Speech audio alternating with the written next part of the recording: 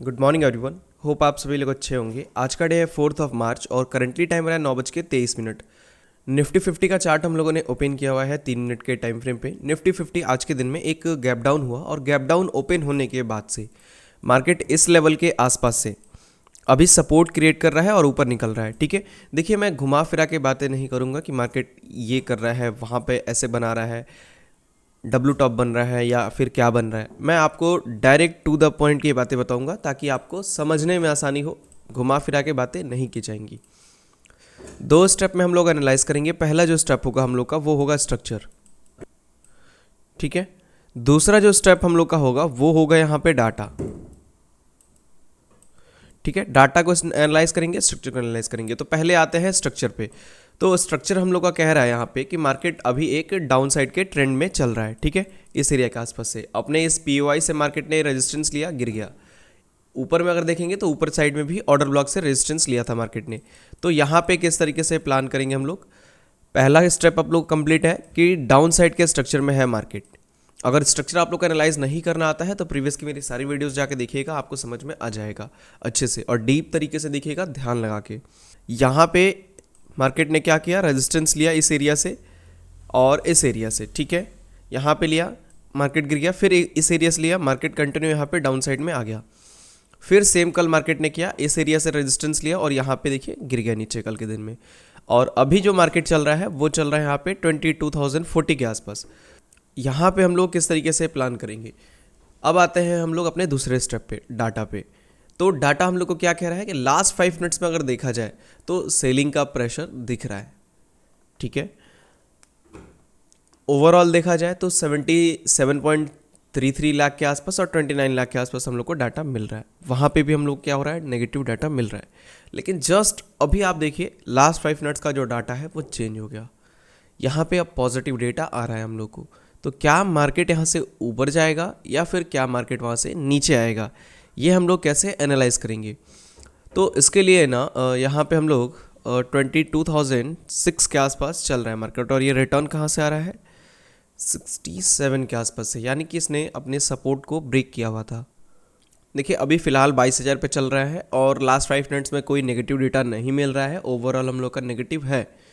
तो देखिए बाइंग की बात करें ना तो यहाँ से बाइंग हो सकता है, लेकिन मैं यहाँ पे सेलिंग का प्लान करूँगा क्योंकि डाटा मेरे को सेलिंग में मिल रहा है, ओवरऑल स्ट्रक्चर मेरा सेलिंग का है। और सेलिंग के लिए मेरे को एक रेजिस्टेंस चाहिए होगा। रेजिस्टेंस के लिए लास्ट 5 मिनट्स में तो सपोर्ट दिखा रहा है, ओवरऑल में यहाँ पे रेजिस्टेंस दिखा रहा है। तो मेरे को क्या चाहिए कि मार्केट एक वैलिड एरिया में जाए ताकि मैं वहाँ से एक ट्रेड कर पाऊँ। वैलिड एरिया फिलहाल के हिसाब से अगर कहा जाए तो यहाँ से मार्केट जब ऊपर निकलेगा तो ये वाला एरिया हम लोग का एक वैलिड एरिया माना जाएगा। लेकिन यहाँ तक जाने के लिए बहुत ऊपर है, मार्केट को स्ट्रगल करना पड़ेगा। और ये गया भी नहीं, यहीं से मार्केट ने रिट्रेस कर दिया। तो अभी क्या करेंगे हम लोग, यहाँ पे 0.5 का आसपास का एरिया देखते हैं। यहाँ से यहाँ तक का कहाँ आ रहा था, इस एरिया के आसपास आ रहा है और 0.677 के आसपास। हाँ, इस एरिया के आसपास अगर आता है मार्केट 75 के आसपास तो फिर यहाँ से हम लोग ट्रेड प्लान कर सकते हैं। 0.618 का भी एरिया है, क्योंकि आपको पता होगा डाटा के अकॉर्डिंग कभी भी आपको ट्रेड करना होता है ना तो वो 25 से 75 से 25 से देन 75 से, यही आपको ट्रेड प्लान करना होता है। फिलहाल अगर बात करें तो मार्केट है 22,000 पे। अब इसके ऊपर जाएगा तो हम लोग को 22,025 मिलेगा। तो यहाँ पे फिर से 25 आ गया।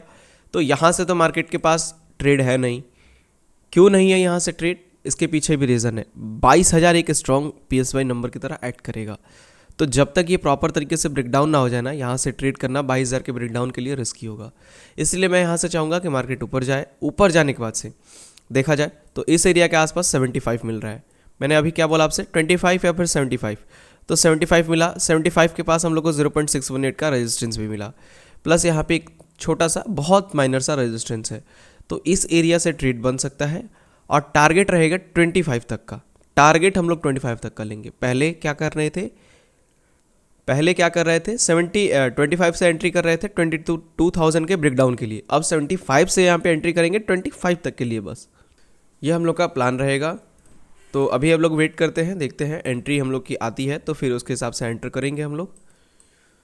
फ़िलहाल देखा जाए तो मार्केट में लास्ट 5 मिनट्स में पॉजिटिव डेटा काफ़ी स्ट्रांग है, तो मार्केट यहाँ पे नीचे जाने के चांसेस इतने ज़्यादा है नहीं जिस तरीके से मार्केट यहाँ पे डाटा हम लोग को शो कर रहा है। लेकिन कुछ भी हो सकता है, डाटा कभी भी बदल सकता है। वेट करते हैं।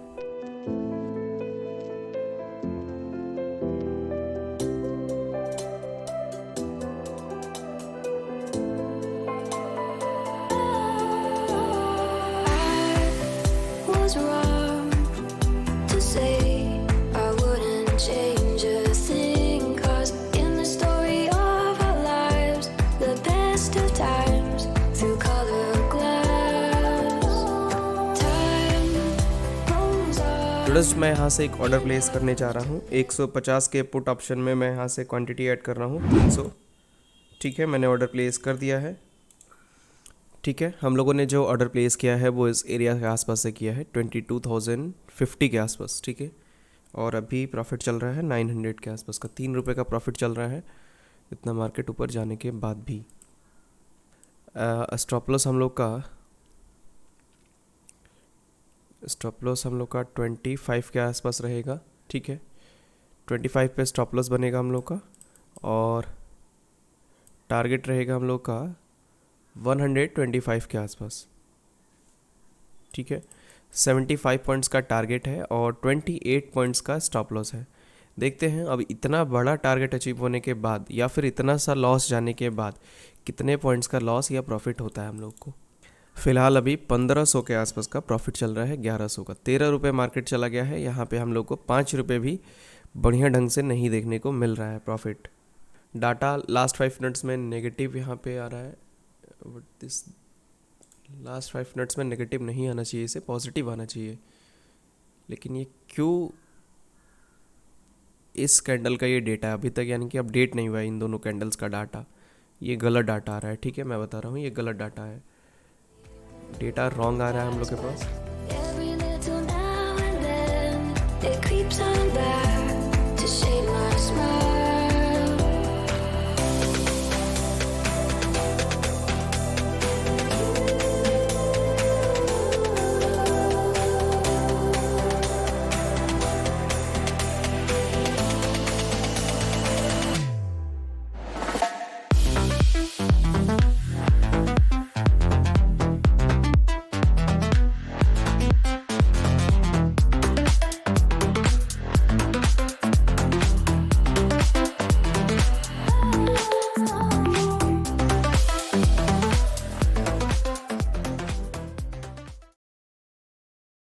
ट्रेडर्स, जो मार्केट है वो 22,100 के आसपास चल रहा है।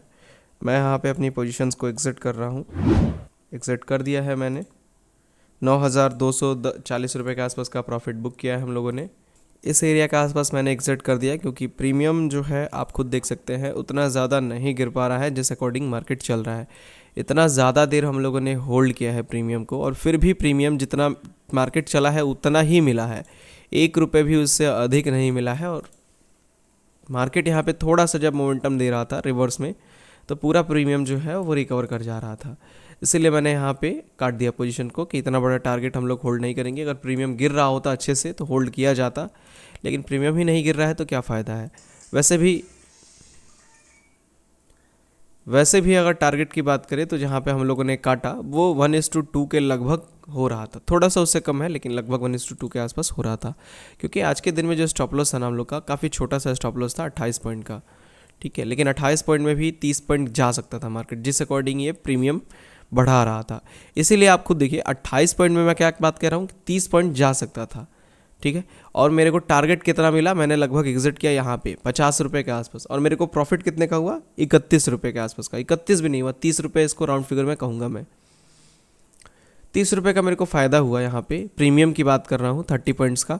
और मैं लॉस की 28 पॉइंट्स में ही बात कर रहा हूँ कि 30 पॉइंट्स मेरा जा सकता है। क्यों?